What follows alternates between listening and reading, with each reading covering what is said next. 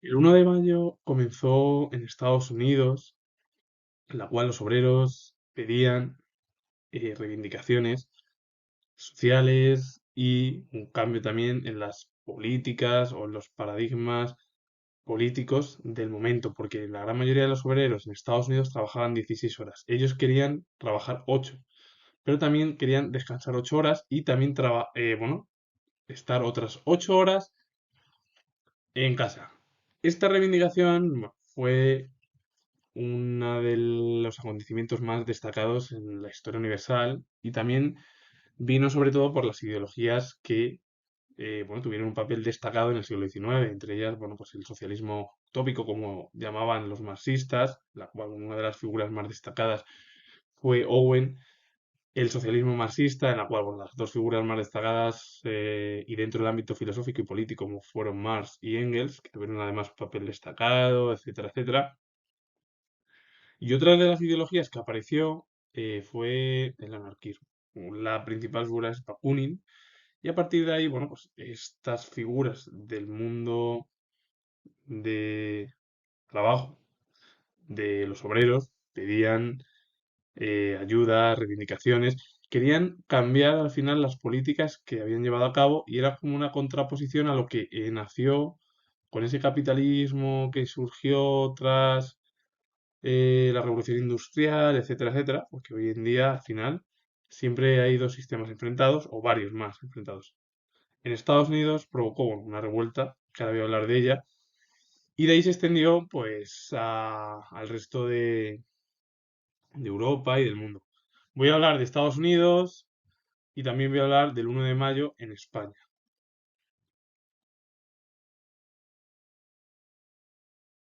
El 1 de mayo se celebra el Día del Trabajador en todo el mundo. Es un homenaje a los mártires de Chicago. Que los mártires de Chicago fueron un grupo de obreros sindicalistas que salieron a marchar en 1886 para exigir mejores condiciones laborales. Ellos reclamaban una jornada laboral de 8 horas y no una de 16 porque eran las que trabajaban. Al final les exigían 16 horas de trabajo.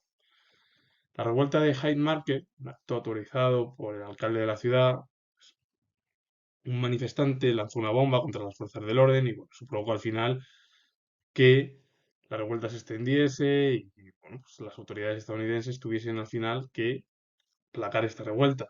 Y la revuelta además provocó fallecimientos, 6 policías, 60 heridos, es decir, fue además un acontecimiento pues, en la cual reclamaban derechos. Y las autoridades de Estados Unidos ya en ese momento vieron que todo este problema desató en una masacre y provocó al final que esa masacre, bueno, falleciesen un total de 38 obreros y que más de 100 personas necesitasen asistencia médica.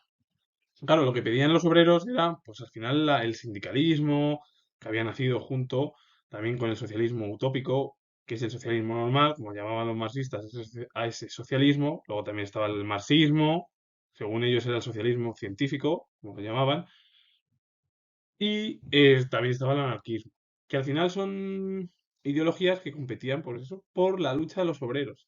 También para contrarrestar lo que había surgido durante la Revolución Industrial con el capitalismo. Surgió pues eso, en Europa, etcétera, etcétera. Y ellos pedían, pues eso, horarios de trabajo o jornadas laborales más racionales. Entonces eso provocó al final que se extendiese a todo el ámbito internacional y europeo. Tras el estallido de la revuelta en Estados Unidos, se extendió a todo el mundo, pero claro, España no quedó exenta de la revuelta al final en Estados Unidos, porque claro, el Día del Trabajador, que es el 1 de mayo, se celebró en nuestro país, en España, desde 1889. Lo que pasa que la manera en la que empezó a celebrarse el día 1 de mayo varió a lo largo del periodo histórico español.